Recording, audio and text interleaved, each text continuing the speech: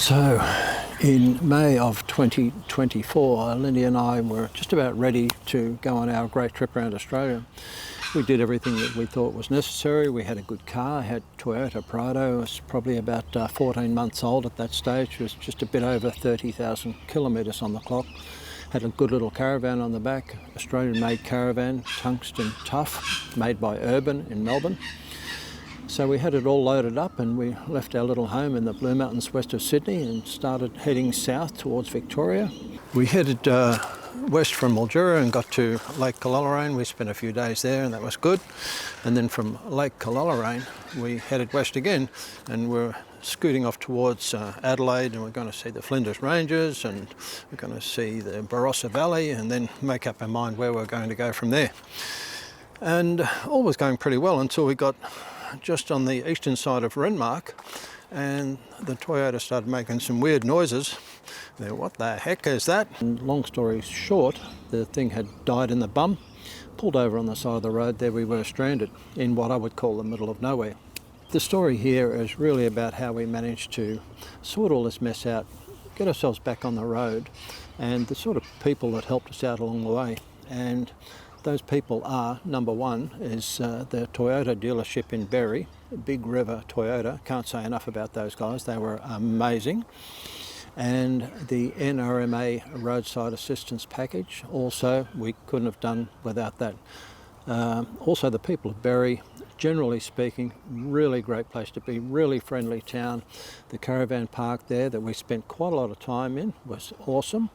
And in the end, all of those things contributed to get us back on the road again so we can restart our adventure. So this is that story. I've got to say there was a few twists and turns in there that we didn't expect. So watch this. Oh shit.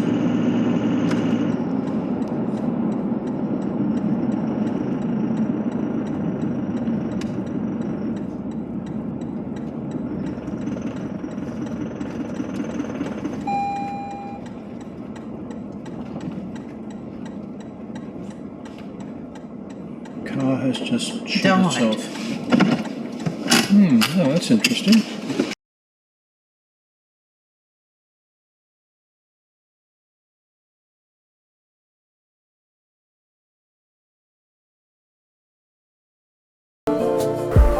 Alrighty, so here we are. This is a completely unexpected little turn of events. We're cruising along this dirt highway heading into Renmark. We're about 20k out of Renmark, as a matter of fact.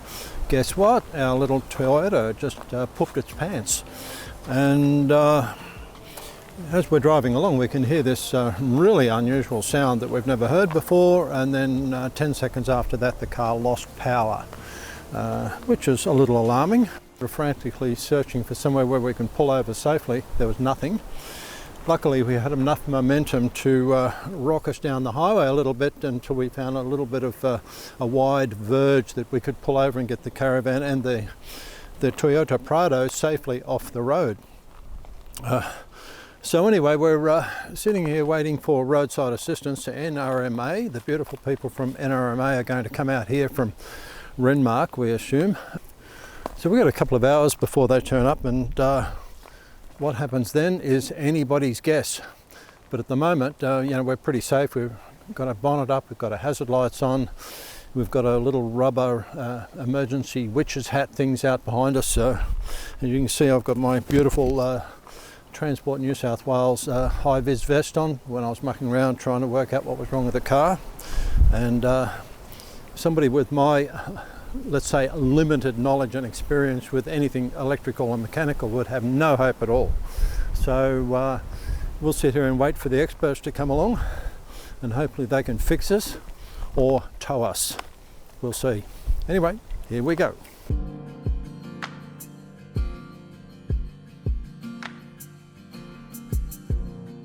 Our friendly roadside assistance guy has just turned up, and we had a look under the bonnet and checked to see if that we actually had oil in the engine, and thank goodness we did, because we've just had it serviced. And he made some disparaging remarks about apprentices and their nationality, but let's not go there.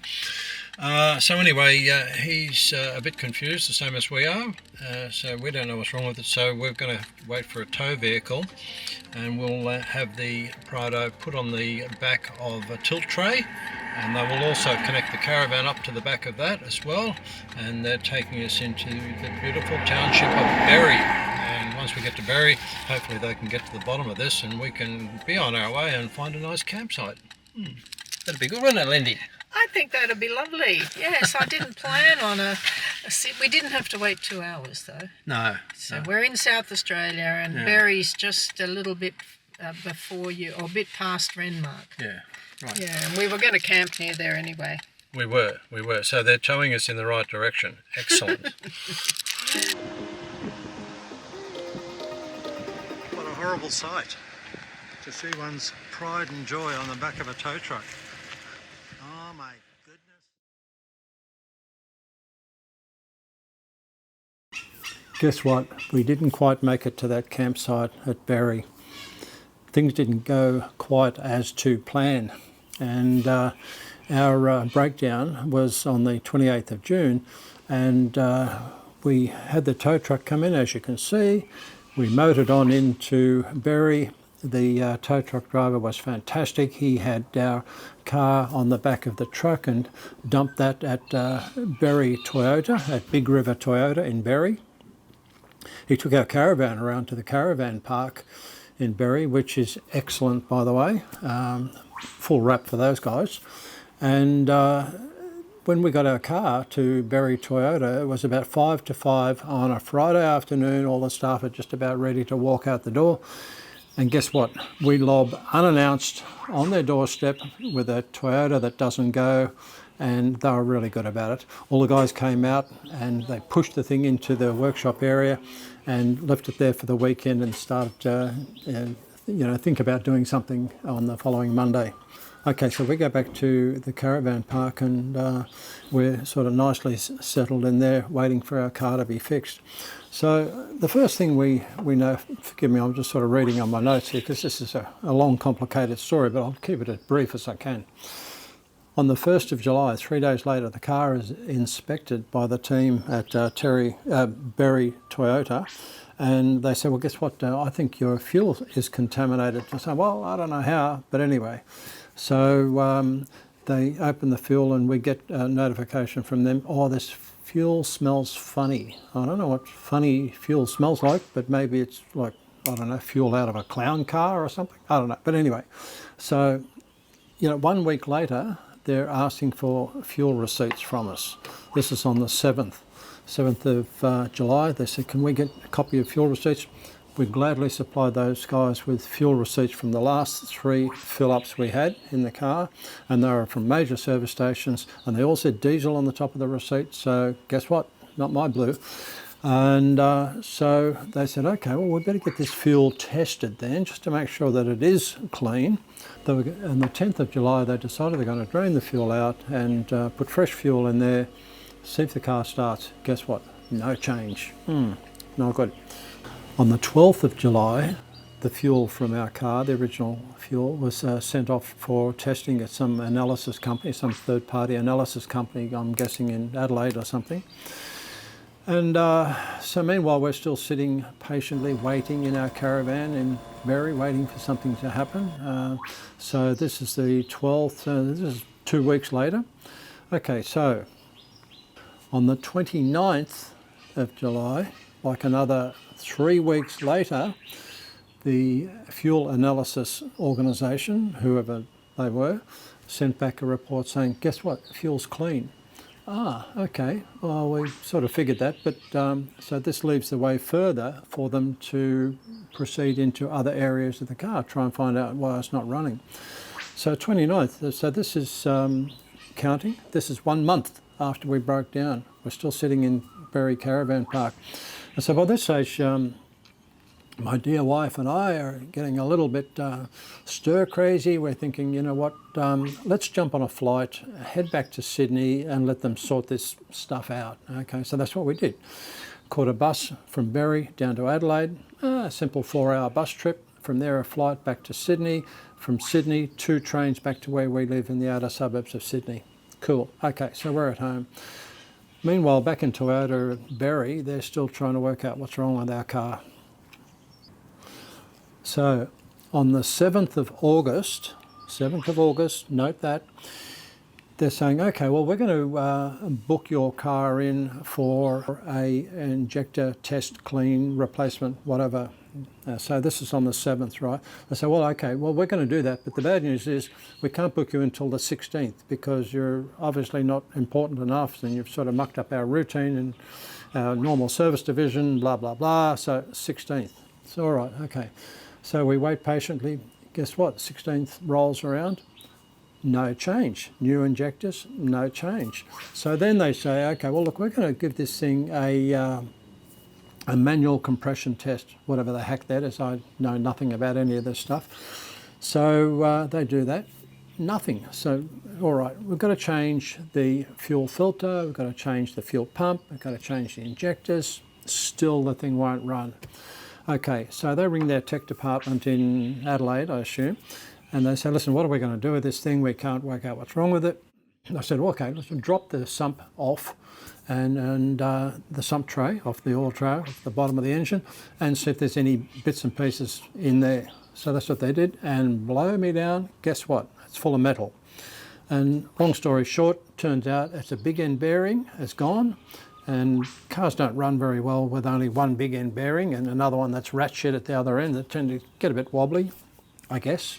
Anyway, so we're still sitting at home, and by this time, the service manager, a guy called Jamie, lovely guy, he's on the case. And after a long explanation email from my dear wife, Lindy, explaining how long we've been waiting for all of this stuff to go on, Jamie gets on the case. And man, things really start moving. Straight away, he rings us up within, say, probably 15 minutes of Lindy sending the email.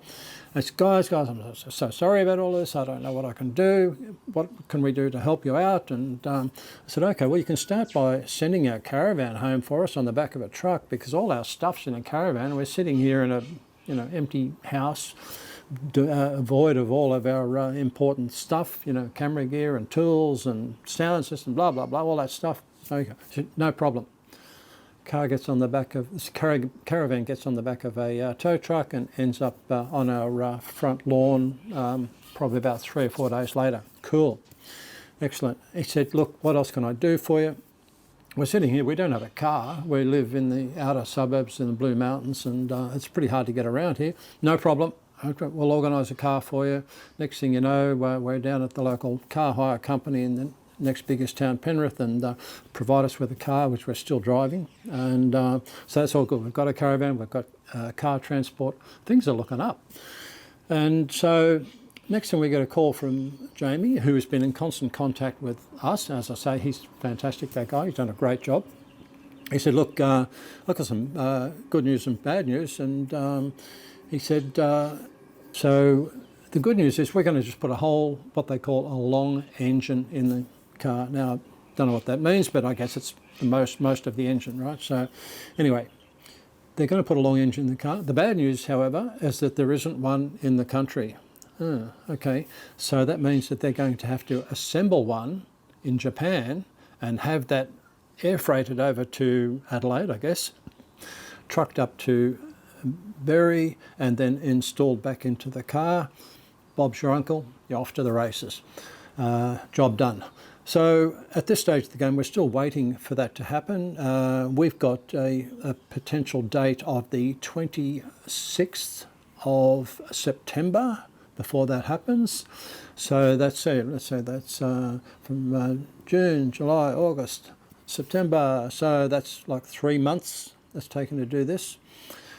Having said that, I can't take anything away from Jamie at Berry Toyota. He has been fantastic. He's done everything he possibly could to get us back on the road and get us back up and running, and all sorts of other offers that I didn't expect, and I won't get into the details of here now, but I can't fault their service. We got off to a bit of a slow start with those guys down there. There were issues, staffing problems, and the fact that we lobbed on their doorstep unannounced with a broken car, that's not going to be easy for a dealer like Berry Toyota to handle straight away. Well, here we are. This is October the 11th, and this is 4 months after we broke down just outside Renmark in South Australia. It's been a long 4 months, but it's coming to a culmination today. Later on this evening, the tow truck will turn up in our front yard with our Toyota Prado on the back with a brand new engine, and that'll be it. We'll continue our journey around Australia, hopefully.